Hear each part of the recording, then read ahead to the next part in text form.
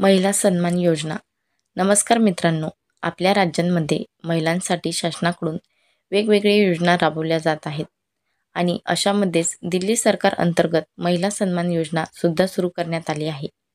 याचे कारण असे की मध्य प्रदेशांमध्ये लाडली बहन योजना आणि छत्तीसगडमध्ये मात्र वंदन योजना सुरू केलेल्या असून यामध्ये महिला सन्मान योजना दिल्ली राज्यातील सगळ्या महिलांना देण्यात यावी अशी घोषणा करण्यात आली आहे।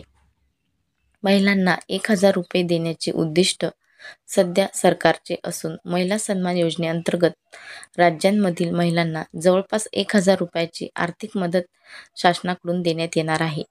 या योजनेअंतर्गत महिलांचे ऑनलाईन अर्ज शासनाकडून घेतले जाणार आहेत।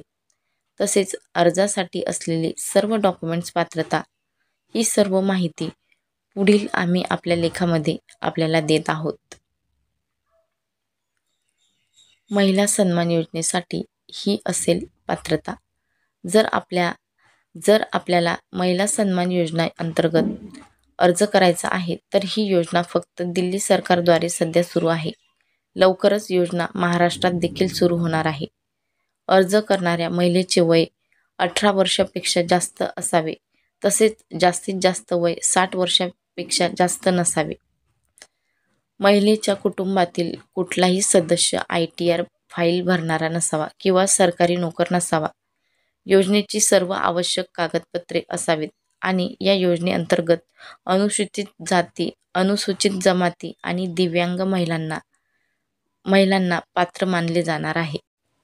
महिला सन्मान योजना आवश्यक documents: Aadhaar card, ration card, bank passbook, रहिवासी प्रमाणपत्र, पासपोर्ट साईज फोटो इत्यादी अशा प्रकारे करावायचा आहे अर्ज। मित्रांनो, राज्य सरकार अंतर्गत महिलांना लाभ मिळवून देण्यासाठी ही योजनेचे अर्ज ऑनलाईन करावायचे आहे। यासाठी शासनाने केंद्रीय सुद्धा स्थापन केले असून या योजनेचे अर्ज आपल्याला ऑनलाईन CSC सेंटरवर भरून मिळणार आहे।